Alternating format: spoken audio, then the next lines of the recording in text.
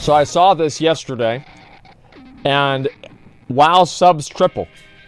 So I figured we'd watch it, and we'll take a look at what the fuck it says. I don't know about WoW subs tripling. That seems a little bit unreasonable, a little bit much, but we'll find out what they say, okay? WoW subs have tripled. We'll see, okay? We'll fucking see. Mages cry about respects. Everybody cries about respects, but like, yeah, I do think 50 gold's too much. I don't want to see it changed, but if I could go back in time and say, like, during vanilla WoW, I would absolutely not want it. Okay, just give me a second here. Hey everyone, and welcome back to another episode of the Warcraft News. Patch 8.2.5 is coming on Tuesday, and we have extremely interesting information regarding the performance of World of Warcraft Classic. Of course, yesterday we just put up the most recent episode of our complete history of World of Warcraft series, so be sure to check that episode out. It is a really good one. I mean, old school Alterac Valley. It's really, really cool. And if you'd like to support the work that we are doing, you can check out our Patreon, where for $25 a month, you will get a thing full of goodies sent to you in the mail. And this month is Druid Month. Amazing. So that's all quite lovely, but let's get into the news. So today we're diving into the numbers driven by World of Warcraft Classic's success. And while the Twitch numbers and the server queues, they've been nice to see, they certainly have indicated that things have been going well. Well, what we're going to cover today is our first hard data, and from it we'll see the success of Classic. We'll be able to speculate about World of Warcraft subscriber numbers and general health, and be able to further analyze the World of Warcraft business model and where it's going to be going in the near future. Now, this report comes from analytics firm Superdata, who have most recently published their monthly report. Now, this is just a summary. The actual reports are extremely expensive to get a hold of, and of course, they're NDA'd to help. But holy fuck, they're like $1,000. Holy goddamn, dude. thankfully, the highlights do actually cover all the data that we're going to need for the purposes of today's video. So they track the top revenue by game across PC, console, and mobile on a monthly basis. Now, World of Warcraft West ranked 7th in their June report, but it dropped off in July. Now, their August report, the most recent one, that puts World of Warcraft West at rank 3, with them reporting that the game has experienced a 223% growth in subscription revenue, but the total revenues are still below the launch of Battle for Azeroth. And there's actually a lot that we can learn from this, and we're going to start off the analysis by diving into World of Warcraft subscriptions. Blizzard, as we know, stopped reporting subscriber numbers in Warlords of Draenor. I think with them seemingly, well, just seeing it as a bit of a lightning rod, a kind of validation for those who are critical of the game, but also, and I do think correctly in financial terms, them seeing it as not being a great indicator of overall revenue. Now, I do... Well, it's not, right? I mean, it's not. Unfortunately, it's not. The fact is that Blizzard cares a lot about having their whole fucking, you know, their microtransactions and everything like that, you know? Like, that's what they're all about. You know, they don't want their whales, okay? They want their super whales. Whales are 2018. This is 2019. We're only going for the super whales. I think that's for the worst, but it is the case that World of Warcraft revenue is significantly, well, it's heavily driven by additional purchases past the subscription fee, and that is something that was noted in the post-Battle for Azeroth Activision Blizzard earnings call, where they noted the expansion saw strong participation in value-added services, so you really can't tell. That means people bought store mounts. You spit on those motherfuckers because they're ruining the goddamn game. Like, these fucking idiots keep buying store mounts. Oh, wow, I can't wait for Blizzard to bring out something else with my money so I can pay for it again. Oh, boy, wow. Ooh, I love you, Blizzard. And, you know, tweeting at them, oh, yeah, I can't wait to buy this. Oh, I don't have any money, but I am not very good at spending my money and managing money, so I'm going to buy another mount. It's kind of why I don't have money in the first place, but, you know, hey, we're gonna get them out, oh boy! You know, and like, you just look at their fucking face, dude, it's like a human version of a bug, you know? And it's like their eyes are popping out of their fucking head the moment they start turning on the fucking advertisement for buying a $25 mount, man. It's like these guys get more excited over a fucking mount than a normal person would get over a win in the lottery. Like, it's honestly, like, you just look at these people, pay someone to waste all my time on it, please let me pay more. Well, I'm sorry, man. Like, but I fucking hate that shit.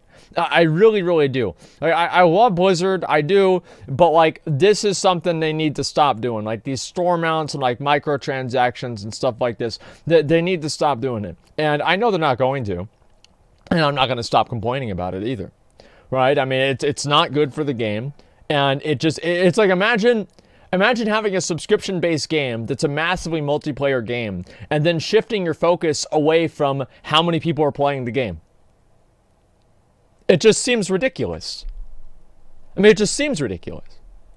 It's a major part of the arithmetic that they're doing. Now, Battle for Azeroth actually set a sales record for the franchise, with Blizzard boasting their 3.4 million sales by day one. Yep. However, it's worth noting that many, perhaps most of those, were actually pre-orders. Now, this was driven, of course, by the instant level boost and the access to Battle for Azeroth's Allied Race feature, plus the leveling revamp of patch 7.3.5 that went along with it. Unfortunately, we actually have no idea how many subscribers this 3.4 million by launch day sales actually indicated, or, equated to, but we do know that Warlords of Draenor sold 3.3 million units at its launch, and it spiked just north of 10 million subscribers. Wow. And also, while it did have a cool trailer, didn't have Illidan. And on that, Illidan, through the Legion expansion, sold 3.3 million units, actually 100k less than Warlords of Draenor's launch, but still tremendously successful. And I think a lot of people are real more excited about WoD than Legion. Like, I remember whenever Legion was coming out, I was like, okay. Alright, it's like after WoD, it's like, let's see what these fucking dipshits have cooked up this time. Yeah, we'll see what they're gonna... Yeah, alright, we'll give this one another fucking try. Why not? I got nothing else to play anyway. Who gives a fuck? And like, that's what it is. I think that's why, like, WoD was like, Mr. Pandaria wasn't ideal, but it was kind of good, right? It was just fun. And, WoD comes out, they're like, wow, we're going back to Burning Crusade. And, I can see why Legion wouldn't sell as much as WoD did. Again, with Legion, we don't know how many subs there were at launch. The 10.1 million number that was floating around for a bit there, that existed, but Blizzard denied it, with it widely being believed that the source interview was either misunderstood or mistranslated.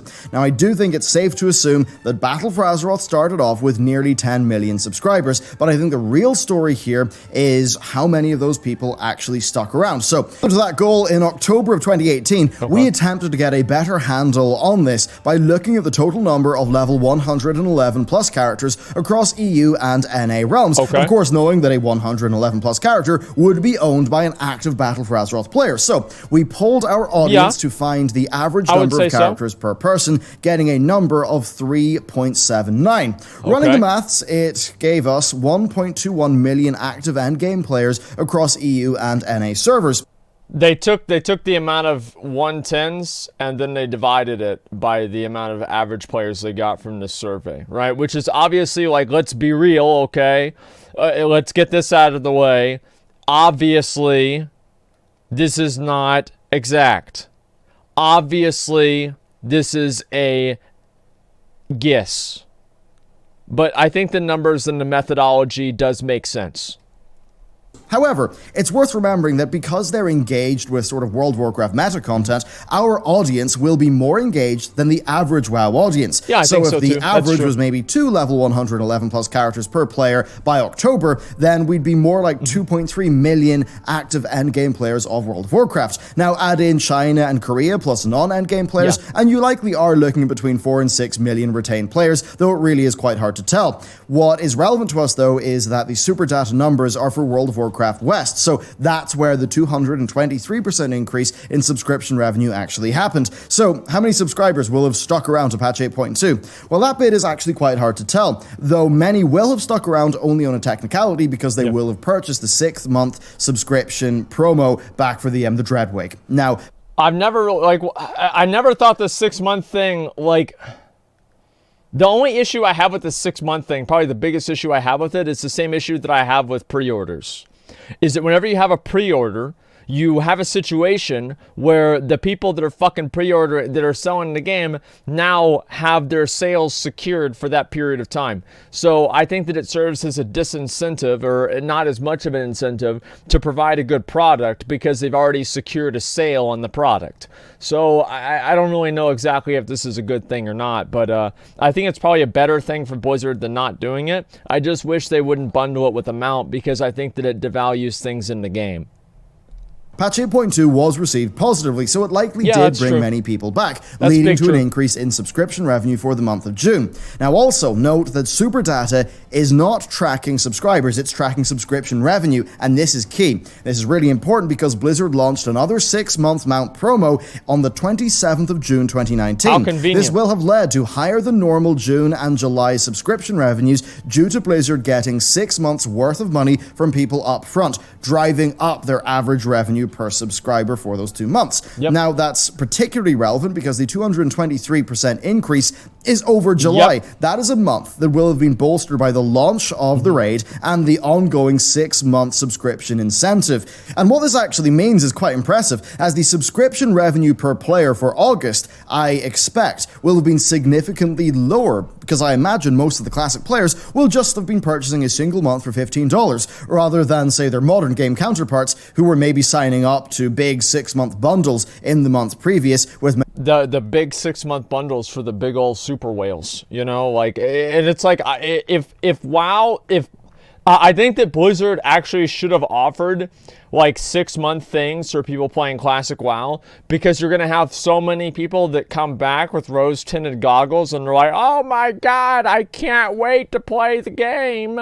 And you know, like that they did. Well, I didn't really see it. I don't think it was advertised enough, right? Because like, and they're gonna think it's gonna be great, and then they start playing in like a month and a half into it, like, I think I did, but I don't. Oh man, okay, I'm done. And you know, Blizzard still got you for 4 more fucking months. And the best part about that, right, is that it actually might even be good for the player, is because they might be like, oh man, I'm going back to Fortnite, and they go over to Fortnite, there's some fucking kid that's 12 years old, he's hopped up on fucking Monster energy drinks, Adderall, and fucking some sort of other cocaine, some kind of bullshit, and this kid's building towers in 5 seconds, and you know, he's going crazy, and he's like, you know, I play, they're like, oh man, fuck that shit, dude, and they just get their ass beat, and they're like, I'm going back to WoW. And you know, if they have the sub, they're more likely to go and do it, because there's like a sunk cost fallacy going on in their fucking head.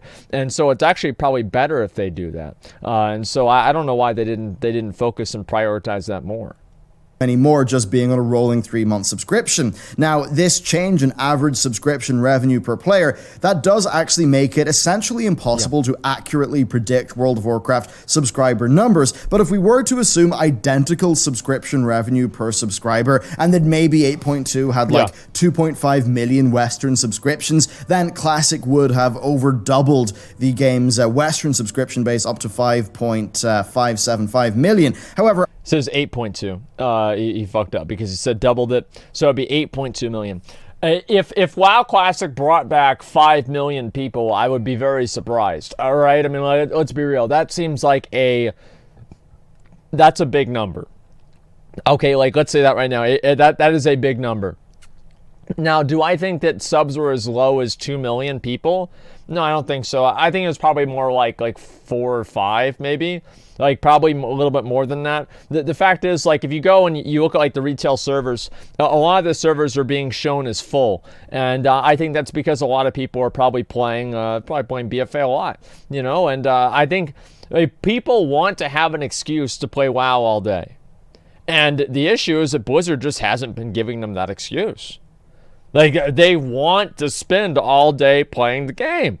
That's what they want to do. Well, no, it's not a cap at all. What do you mean that's a cap? No, don't say no. Don't fucking say no.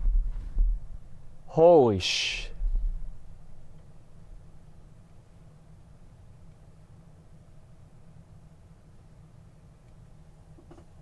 The drinks, like, they fell down a little bit. They're like this, and they fell down. And I just... I'm actually fucking, like, I'm worried somebody was, like, in my house. My dad came over and said, Zach, my refrigerator broke again. I need you to come over and fucking get ice for the refrigerator. I want to make sure that I want to keep my broccoli cold. It's like, fuck, all right, Dad. All right, you got to go get broccoli, you know. And, like, hopefully that, you know, hopefully that wasn't it. I turned around, man. It just, the drinks fell down. That's all it was. Okay, let me start the video again. Sorry about that. As I said before, I do believe that that number is actually a good bit higher. I would not be surprised, indeed, if Classic took them closer to 8 million, because, you know, the average revenue per subscriber will have been lower because it's single month, but it's still got a 223% increase. Now, of course, this is not counting in China, where I assume Classic will have done quite well, given the game's pretty deep historical impact in that region. Now, revenue-wise, this is, of course, still a massive increase in subscription revenue, but it is less than Battle for Azeroth's launch. And that does make sense. That's not surprising. First, BFA cost $49.99 plus $14.99 for 1 month subscription. 3.4 million sales at $64.99 is a lot of money, $220 million. Plus, Activision Blizzard did note strong participation in value-added services relating to... I hate it whenever they say that. Jimsy, thank you very much for 20 gifted community subs. I appreciate that a lot, man. Thank you, Jimsies. Thank you very much, man. I appreciate it. Thank you, man. China has 61 servers, only 4 are PvE. Oh, I mean, they play the game differently over there. BFA's early life. Now, that's not where the story ends, as Blizzard have very clearly timed their content releases to match up with Classic. So, and this really brings us into the 8.2.5 section of video and the broader analysis of World of Warcraft as a business. So, 8.2.5 is coming out tomorrow, and it will contain the final stage of the war campaign. While Classic came out on the 27th of August, 8.2.5 comes out on the 24th of September. So it's very clear that patch 8.2.5 has been timed in order to keep those 1 month Classic subscriptions from lapsing. This is That's good. That's good. Like, this is what Blizzard should be doing.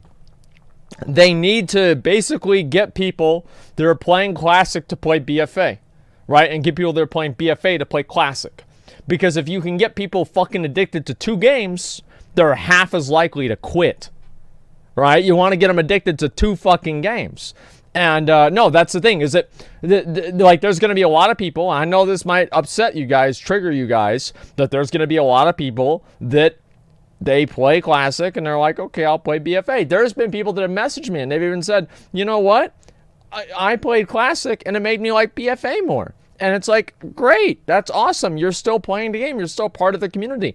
Like, I wish that you guys realize this, right? There's some people in here who feel like this is like, it's like the between the Horde and Alliance. It's like, maybe Blizzard has spent so long conditioning players to be in a faction war that they're not able to just set aside their differences and work for the greater good of the game. You know, in the same way that the Horde and Alliance have to work for the greater good of Azeroth. You've got the fucking Horde, which is WoW Classic, and the Alliance, which is BFA. And, you know, you put these 2 guys together and so you can do something really good. But they're pitted against each other all the time, and there's no reason for that. There's no reason to pit them against each other.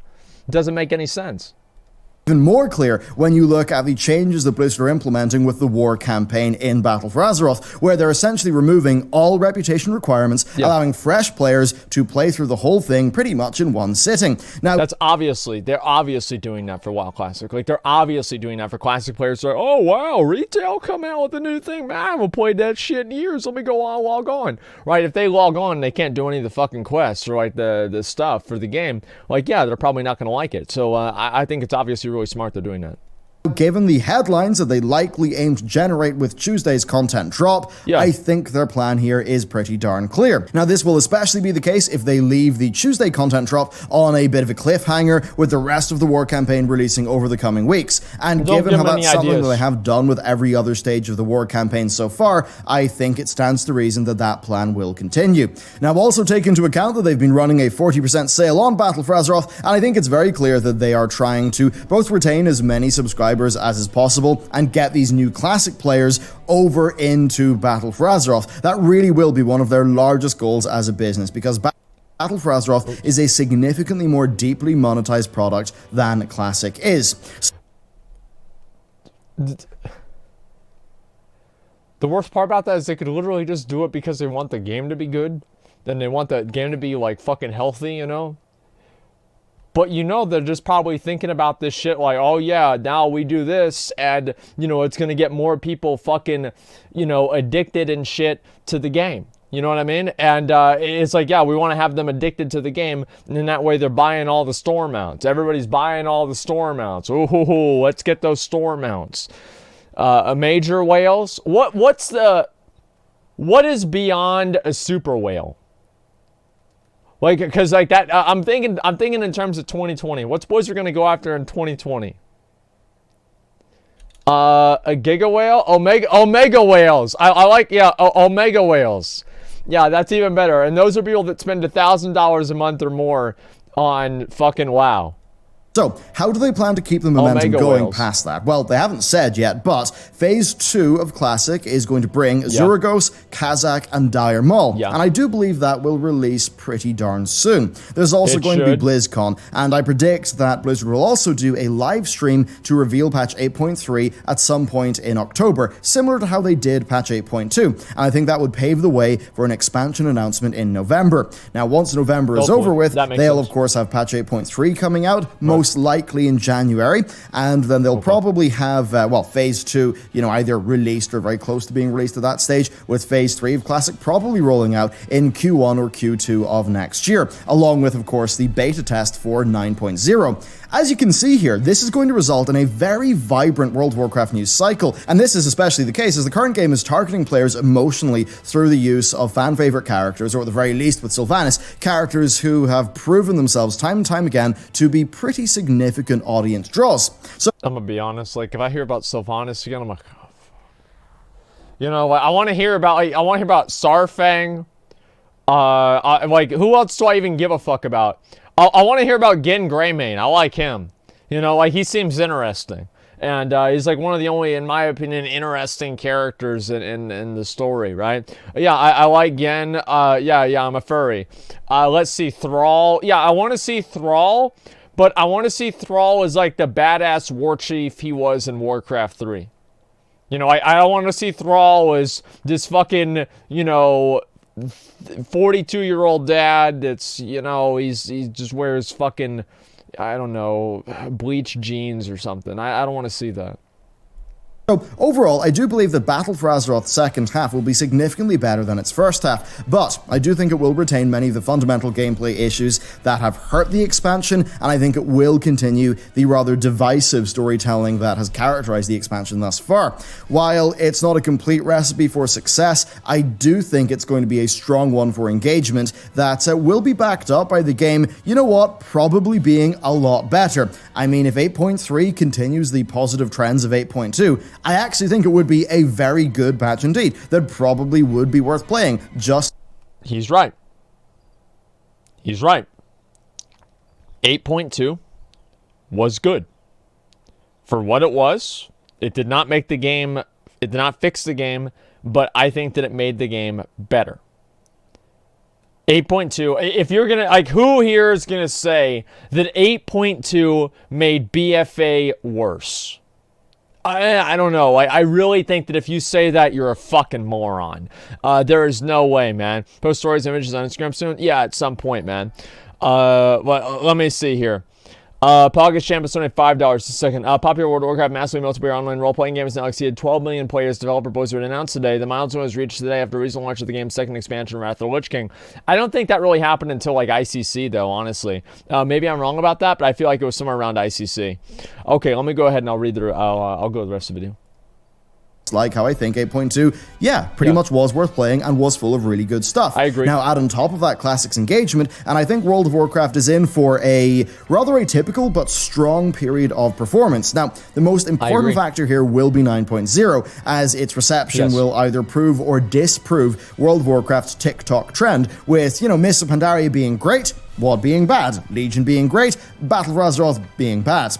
If that trend continues, then, 9.0 would be good, and Blizzard would find themselves with, we could say, Legion-like performance. Now, if that's Legion-like performance with BFA-like monetization... It is TikTok-like performance because it's being catered towards 8-year-olds.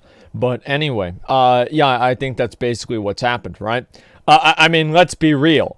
Pretty much what's been happening is that you have the good expansion, then you have the bad one.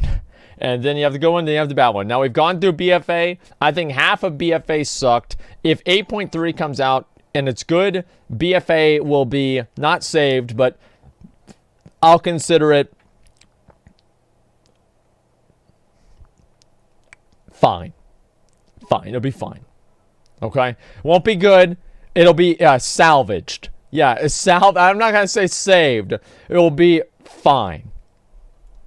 That's going to be a lot of money, and they'll also have Classic doing quite well. And as skeptical as one may be towards Classic's long-term retention, it is true that things like gearing just do take a long time in Classic, and while it certainly will have a dip in players, I do think that events like Anchorage and Naxxramas will be large audience draws. As for the long term of Classic, I believe that BlizzCon 2020 will have Blizzard reveal their longer-term plans. Now, personally, I've been hoping and long advocating for an old-school RuneScape-like model where the game's development would actually continue with its original spirit being the guiding force there, so we would see new WoW Classic content. I think the TBC and Wrath servers would be fine, of course, but I think that past their release, they'd mostly be a dead end as far as the business model goes. And I think when Blizzard look at what they've got here, they look at the audience that they've captured, I've got to suspect that they'd rather have themselves running two highly profitable MMORPGs that have a solid content plan, long-term viability, and a strong cross-promotional element.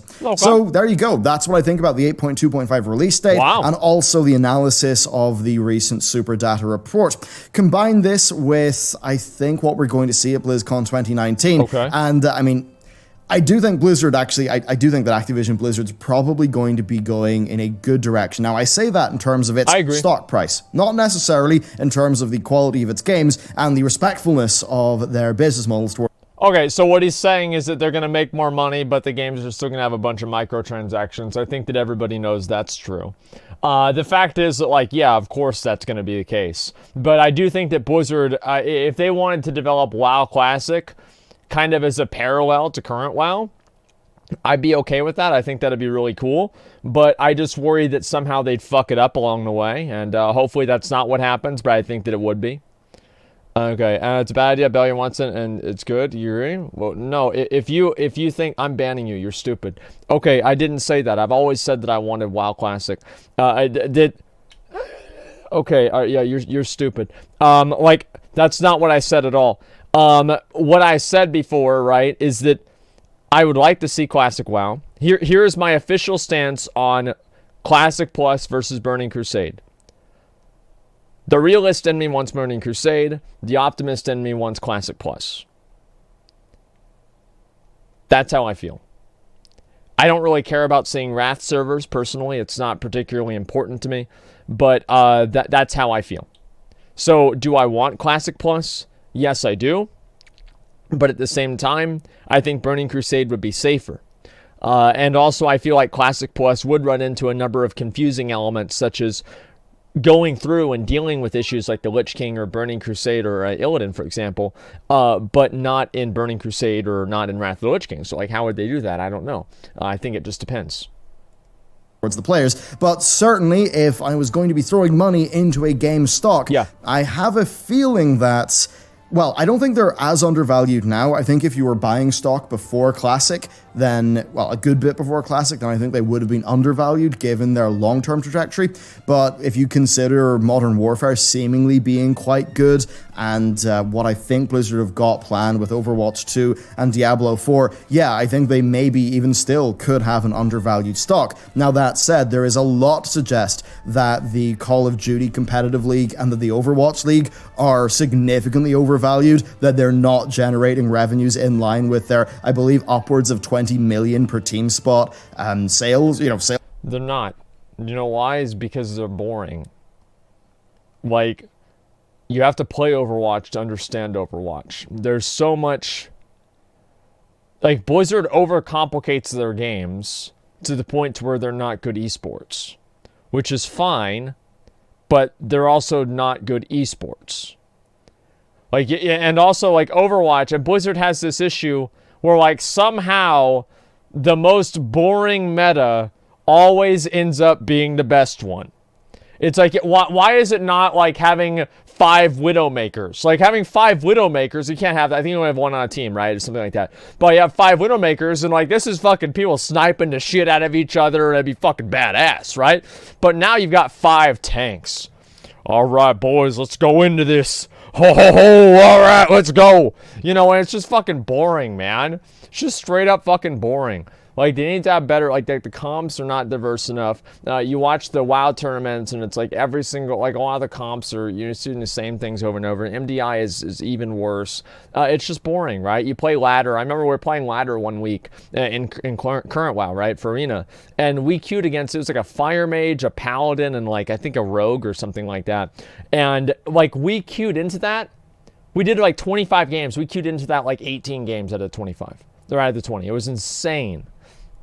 Prices for the the team franchises. Yeah. So if that sort of esports angle to their business pops, I think that could lead to quite a large problem in terms of what the markets perceive. A lot of the esports money, I think that's hedged on very, very lofty expectations of growth. And if that is not achieved, then yeah, there's obviously going to be a bit of a problem there. But anyway, that's basically my thoughts here. And I suppose if you are interested in more of the business analysis stuff, do check out our second channel. Like, we release 5 to 7 videos there a week, sometimes even more, and you probably would enjoy that quite a bit. But anyway, that is it for this video. Of course, if you want to support what our team is doing, you can check out the Patreon, and then also the complete history of World of Warcraft, which we just put a new episode up for yesterday. Thank you very much for watching this video, and I will see you next time. Okay. Anyway, let's see here. Really, bro? What do you mean, really? Like, I'm confused here. What do you mean by that?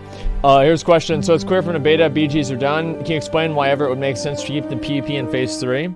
So they can artificially extend the excitement about the game. Like, that's obviously why. I mean, like, let's be real. Like, that's why they're going to do it. I mean, why are they not putting BGs in now so they can announce doing them later and get people to come back and pay for the game again? That's entirely why. Let's see here.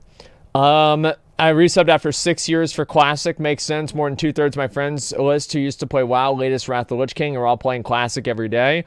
Blizzard subs have more power up here, but subs mean more chances for monetization. Blizzard quick, we need more subs. That's about right. Bellular unable to say things simply. If you feel that way, then you're a simple person. Let's see here. I bought 6 months whenever Classic came out. I think it did more than you think. Yeah, I think so. That's the case too. Old trick, having Jeff Kaplan in the thumbnail always makes me insta-click. Yeah, that's true too. If you start Classic WoW, I might as well say goodbye to life. Good.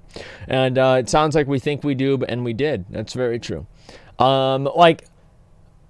Biggest issue with modern WoW's philosophy is they're trying to corner the market. It's already been cornered. Yeah, I know, man. That's very, very true, too.